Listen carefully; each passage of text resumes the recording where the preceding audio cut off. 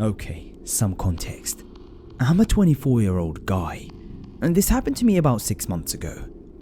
I live in a rather large apartment complex, one that is very open and social. People are always outside, waving to each other, having drinks and barbecues and stuff like that.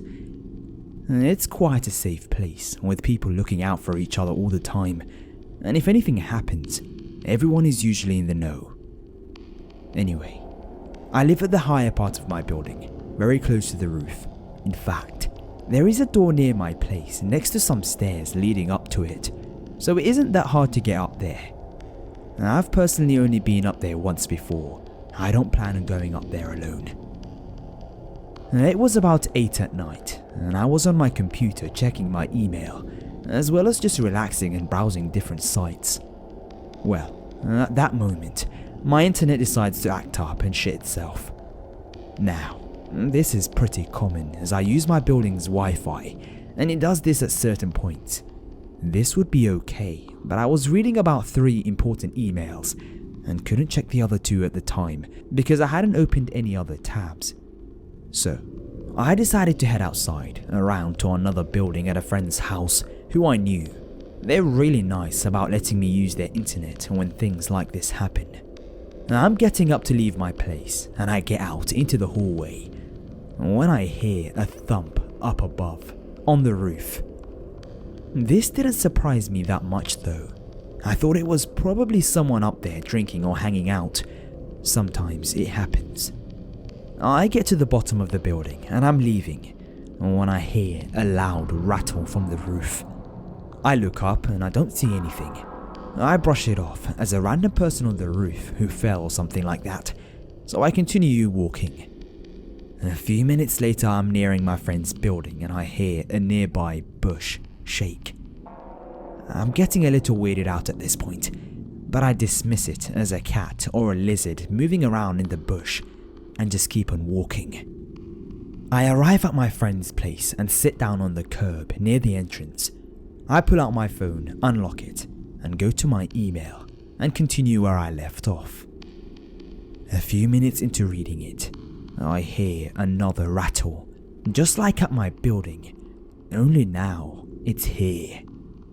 I'm getting an increasingly bad feeling about this, but I keep telling myself it's nothing.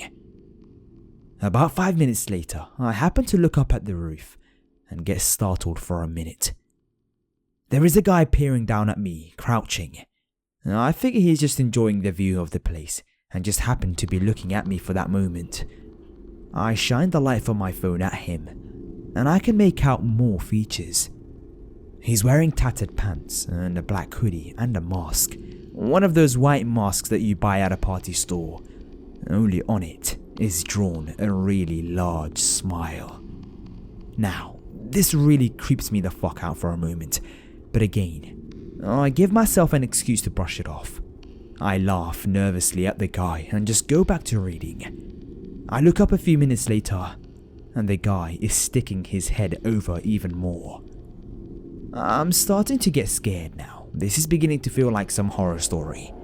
It was just me and this guy out here, and I really didn't know what the fuck he wanted. So I decided to get up and just walk back to my place. I get back with no trouble and start laughing by the time I get there, thinking about how silly I was. The guy was probably some prankster trying to scare me or something. So I'm in a good mood walking to the entrance, and I look up and immediately feel all my good mood drain away. That same fucking guy is there, only now he's on my roof in the same creepy manner, staring down at me. I figure he must have run over when I left and gotten on top of the roof before I got there. So I'm just standing there, frozen for a moment, and this guy tilts his head, as if he's wondering what's wrong. I quickly head inside and just try to forget it, going to my place and locking my door. My internet is working by now. Later that night, I decide to go to sleep and I lay in my bed for a while. Finally, I start getting sleepy and shut my eyes. A little while later, I hear tapping on my window near my balcony, so I get up to investigate the noise. I go to my balcony's glass door, pull back the curtain, and immediately scream. The guy, who I'll call the roof man for obvious reasons, is fucking hanging from the roof and staring at me upside down. He tilts his head and I'm standing there frozen, wondering where this psychopath came from. And what he does next frightens me even more. He climbs down onto my balcony and knocks on my glass door like he wants to be let in. When I don't comply, he starts banging lightly. Then, this process escalates until he rams into the glass full force, cracking it. By this time, I'm scrambling up and unlocking my door to get the fuck out of there. I open the door and go out quickly as I hear glass shatter. I shut the door and run down the hall and bang on a neighbor's door. I hear my neighbor come to answer and look back at my place down the hall and see my door open and the roof man just peeking out. And at this point my neighbor answers and looks at me, worried. I point down the hall and he looks. The roof man is standing there staring us down. He suddenly breaks into a sprint, running at us crazily. My neighbor pulls me into his place quickly and closes the door. A couple of seconds after, we hear loud banging at the door, much louder than my banging earlier. We look out of the peephole and he's just there relentlessly ramming the door. The door holds, and after a while, he just gives up and runs off. We called the cops, of course, and they searched the complex for him, but he wasn't there. I don't know what scares me more, that horrific night, or knowing that he's still out there, and he could do that to me again if he wanted to, or potentially someone else. My neighbor kindly allowed me to stay at his place for a while, saying that he understood, and that if something like this happened again, he'd have my back. I can't thank him enough. So now, here I sit, still in my neighbor's place, relaxing and watching TV. I haven't seen the psychopath since that night 6 months ago. Thank God.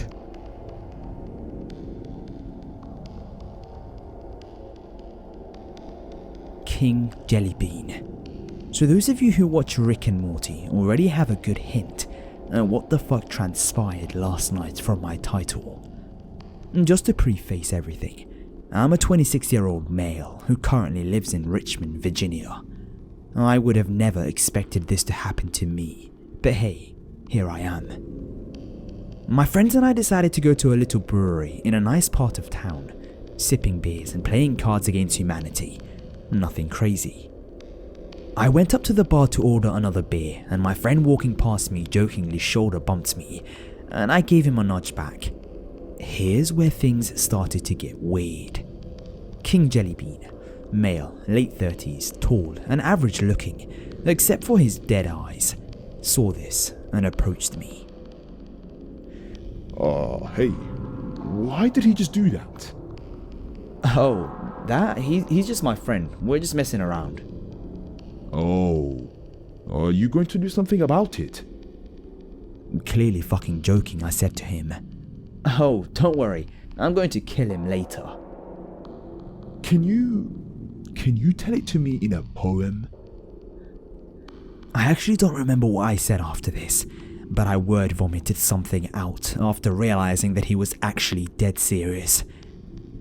In a monotone, deadpan voice, he said, I can respect that. He then extends his hand for a handshake. I could already tell the guy was Looney Tunes, but I was like, meh, fuck it. So I shook his hand.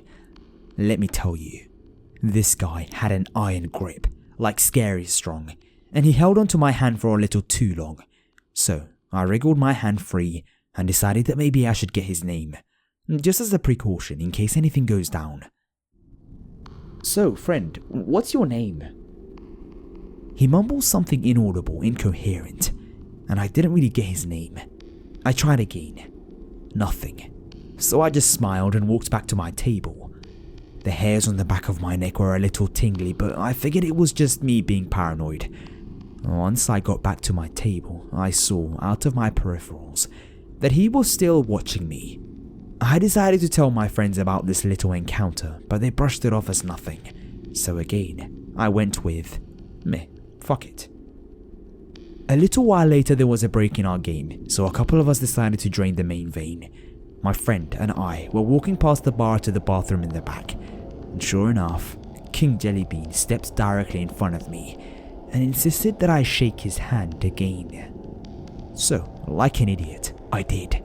I tried to make small talk during this creepy handshake, but again, the dude just mumbled some things that I didn't really understand. By this point, my friend had already pissed and was now exiting the bathroom. As he walked by, he heard me say something along the lines of, "Alright, you're hurting my hand now. I've got to go pee, so I'm gonna go now." He then started to walk back to the bathroom as soon as I get my hand free. So instead, I just walked back to my table because I didn't really want to be near him. My friends were now aware of him and were equally creeped out. I really had to pee now, seeing as I've been holding it. I told my friends this, and one of them jokingly said to, "Watch out, he might be waiting for you in the bathroom." A little light clicked on in my brain, and we looked around the room. He wasn't there. We were sitting by the only exit and definitely didn't see him go, so now I'm really freaked out. I asked one of them to come with me to the bathroom. A bit of a random note. There are only 2 unisex bathrooms meant for one person each, so I walked to the closer one. The light was off, with the door slightly ajar. I nudged it open a few feet and didn't see anything inside. Just darkness with a vague silhouette of the bathroom fixtures. Still, something just felt off. I turned to my friend. "Dude, I don't know, it just feels off." My friend started saying something.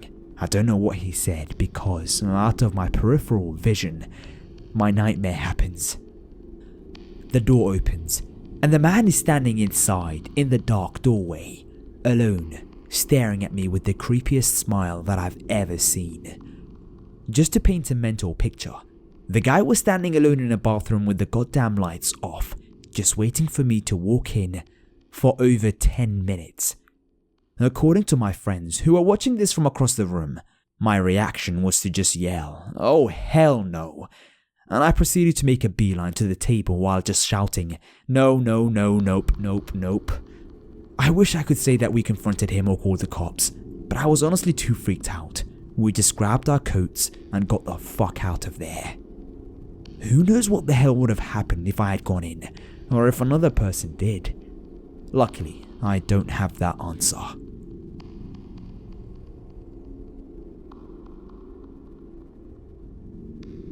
This happened to me 2 years ago. It was my first month on the job, and I work night security at this pretty interesting place. For the record, I still work there and have some more strange stories possibly to tell in the future. I'm a 38-year-old male. I've worked security jobs most of my life, and the graveyard shift. I was an event security guard for various and well-known concert venues for years, so I've seen my fair share of strange things and crazy people. In other words, I don't scare easily and hardly ever get into panic mode when a crisis comes up. The place I currently work is a resort-style apartment complex. To get the layout, there are 3 floors of apartments with 50 units on each floor. This place takes up one city block with a golf course in back, indoor swimming pools, hot tubs, and a small movie theatre. You name it, this place has it. Most of the residents are retired doctors, lawyers, and otherwise rich. There are some younger people that live here as well, stockbrokers and real estate agents and so on. Some just use their apartments in the summer and leave as soon as the snow falls. It's located in a well-known tourist town in the United States. The building itself has 12 exits on the first floor. The doors are locked at 11 PM. You can exit, but you can't get back in unless you get to the front of the building and ask to be buzzed in, or pick up the call box phone next to whatever exit you're at, and it will ring the company's cell phone, and I answer and can let you in. The front lobby is set up much like a hotel, with sliding glass doors which I lock when I first start my shift. In the middle of the building, on first floor, are 2 big slider doors, which I also lock. They lead to the private parking lot. The parking lot itself is gated, and you need a code to get in. This was midsummer, and while it's never really hot here, tonight was an exception. It was still very warm after the sun had set. I came in 10 minutes to 11 to start my shift. We have a routine to hand off the keys, events log, and phone to the next person on duty. Despite its size, I'm the only security person here at night. My co-worker who was leaving told me the side iron gates that lead to the parking lot area are open on one side because they are stuck. She told me the repair people would be in tomorrow sometime to fix them, but to just do some extra patrol out there tonight. This place sits across the road from a public area, and while the area is pretty decent, the park tends to breed druggies and homeless people at night, who sometimes like to try and wander on the property or cause trouble. My night started as uneventful. As a security guard in this place, we only have a pepper spray, a large flashlight, keys, and a company cell phone to call 911 if need be. We are told not to confront with bodily harm, nor can we detain anyone. We are simply eyes and ears, and to call the police if something comes up. Of course you can defend yourself if you need to, but in all cases, and if you are in danger, call the police is the company policy. Basically, I am to walk the grounds and floors for anyone suspicious, watch the cameras in the security office, which is in the lobby, and otherwise try to stay alert. If a resident calls for a maintenance request, I would take the information down in the computer for day shift, or if a resident called with a security issue, I would attend to it. Pretty easy enough job, I thought. I locked the doors to the parking lot and the lobby doors. I did a sweep of all the floors and then found myself back at the desk. It was really quiet and it rolled around to 3 AM. I had just sat down to eat my lunch when the company's cell phone rang. The caller ID let me know it was from one of our outside call box phones. I picked it up and said, "Thanks for calling. This is Security Officer James. How can I help you?" All I heard was someone breathing heavy. I glanced at the cameras and could see the shadow of a figure standing just out of reach from the door and camera view. All I could see is the open call box and the metal cord from the phone. I again asked how I can help. The man started to breathe heavier and laugh, then silence. It was one of those laughs you hear in a movie when the lunatic is about to do something terrible. I got up from my chair and started to walk out of the office and to the door he was at when it rang again. This time from call box number 2, which was further down. I quickly looked at the camera and see this large figure in a hooded jacket. I knew this was strange as it was very warm outside. He was holding a black bag in his hands, but had his back to the camera. "I'm coming for you, and you're gonna die," this voice said in a raspy, deep tone. He hung up before I had the chance to say anything. Then the phone rang again. This time I picked up, and before he could speak, I let him know that the cops are on their way and to leave the property now, as he is on camera. He tried the doors, and both were locked. This time, he was at yet another call box. This guy had to be running at top speed to make it to the next and the next call box, as they're a good distance between doors on the outside. "I can see you. Are you ready to die? The cops won't make it here in time," the guy said. I spoke loud and pretended like I was talking to another security officer, and asked him to send 3 security guards to such and such location, and that police are dispatched. The guy slammed the phone down loud against the call box receiver, and I watched him on camera take off into the darkness to the park area. I was going to call the police, but honestly, the location of this place, it would take about 15 minutes to get here, and I figured this guy was just some tweaker from the park. I scanned the cameras and walked to the back lot just to be sure no one was there. I had my pepper spray in my hands just in case, but no one was out there. I returned to my desk and wrote what happened in the incident log. About a half hour passed and I finished lunch and was just about to do rounds when the phone rang again. This time it was from an unknown number. I thought it would be a resident calling for a repair issue or something. I picked up and said my normal line. "Where are the cops? I don't see them, but I see you," the voice said. Fuck, and it was that guy again. I scanned the cameras and did not see anything. I went to the front door to look out, and there was nothing but darkness and a few front floodlights on. I know you're alone, and you are going to die soon, he said. I basically told him to get fucked and hung up. I called the non-emergency number to 911 and let them know what was going on. The dispatcher said she would send out a car to check the area and make contact with me. Next thing I hear is a loud thud against the glass windows to the day manager's office, which sits across from the security room. Another 3 loud bangs. I run to the door and unlock it. I pulled up the shades and shine my flashlight through the window into the darkness. I catch the face of this hooded man. He looked to be about 40, with long, stringy hair poking down and these wild eyes. He looked right at me and grinned before slamming his head into the window to try and break it. I started yelling at him and told him the cops are coming and to get the fuck out of here. That's when he pulled out the biggest damn butcher knife that I've ever seen and made a slicing motion like he would use it to cut my throat. This guy was crazy and probably on drugs. He continued slamming his body against the glass, trying to break it. He used his head to try and break the window but managed to bust his head open, so the window now has his blood all over it. I backed out of the office and locked the door to it.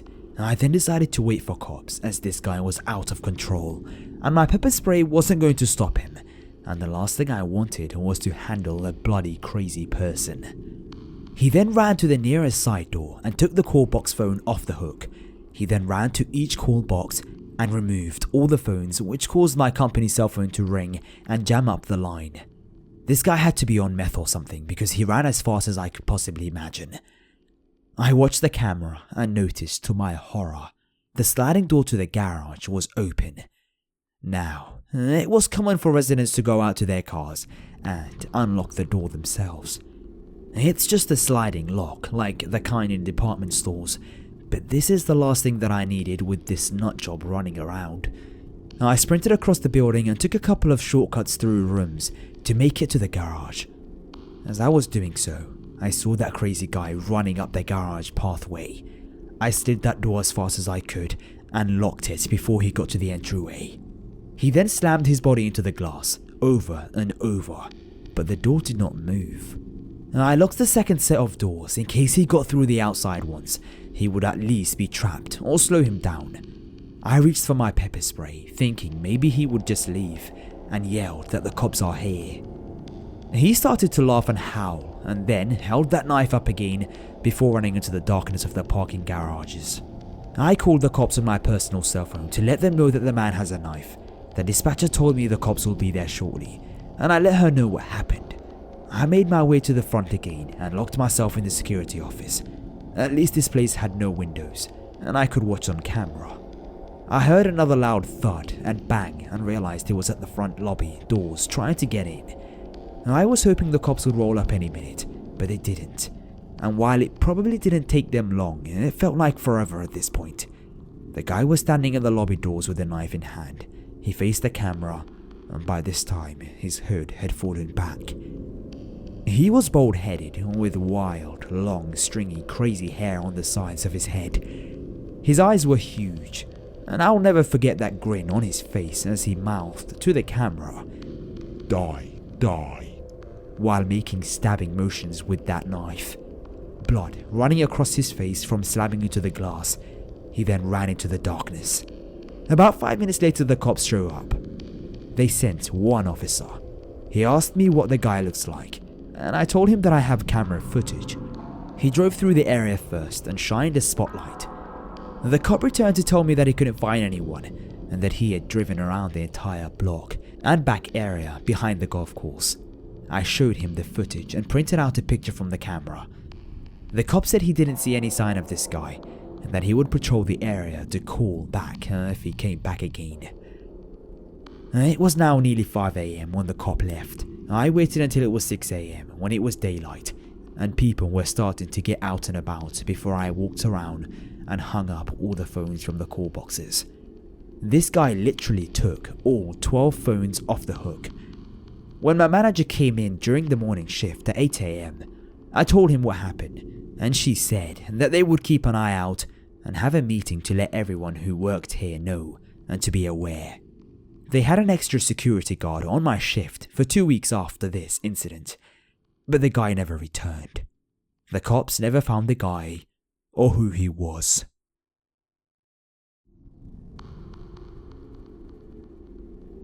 This happened July 2016, about a week after my 18th birthday.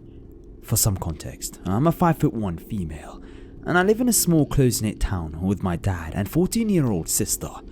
My dad always left for work at 7 AM and never found it necessary to lock the door behind him since the day had already broken at that point. Being a jobless teenager off school for the summertime, I would stay up all night on my laptop and sleep all the next day, which my sister would also do. On this particular day I woke up at 4 PM, which I'm not proud of, but I was still awake before my sister was. I live in a single-story house, and my bedroom is at the very far end of it. I got up and walked down the hallway to the kitchen to get something to eat. The house is shaped somewhat like a capital T, with the living room and kitchen beside each other at the top. From the journey to the kitchen you can see into the living room with a full view of the sofa on the far end of the room. On my way, I glanced into the living room and saw a man that I didn't recognize lying on his back asleep on my sofa. I stopped dead in my tracks, but my mind didn't immediately go to intruder. I stood there and texted my dad, asking if he allowed one of his friends to crash on our couch. Then I backtracked a few steps down the hall and into my sister's room, woke her up and told her about the man. She was more worried than I was and texted my dad also, and would not leave her room to take a look at the man. I went back into the hall to look at him, and because I'm a dumb teenager who documents everything for Twitter, I took a picture of him. Then I retreated back to my room to wait for my dad to reply. This is the picture that I took of the man. I was sitting on the edge of my bed, not very worried, when my sister texted me something along the lines of, "Come to my room right now." She held her phone to my face and a text from my dad to her read, "I've called the police. Get out of the house now." This is when I started to freak out. There are 2 doors to leave my house. Unfortunately, one is in the hall by the living room, and the other is through the kitchen, meaning either way we'd have to walk past the man. We opted to climb out my bedroom window instead, which wasn't an issue since the house was a single story, but in my panic, I managed to tear down a number of blinds and caused a lot of noise, which only made me panic more. We both ran across the street to our neighbor's house, who were friendly with my dad, but I had never personally spoken to them. We explained the situation and they took us into their living room, and the wife stationed her husband at their front door to watch our house, in case the intruder tried to leave. The police took 20 minutes to arrive. My dad had already left work and got home before they got there. It turns out the man was very high on drugs and had wandered into our unlocked house at some point during the morning and decided to take a nap on our couch. The police could barely rouse him into consciousness and dragged him out to their car to take him away, although they did let my dad speak to the man first, and he told him off for scaring us, but decided not to press any charges. I doubt the man heard what he said anyway. The police did come back later to ask us a few questions. They only took a few minutes, and they left, promising we'd receive an apology letter from the intruder, which we never did. I'm just happy that nobody was hurt, and that he decided to sleep on the couch instead of wandering into someone's bedroom to sleep.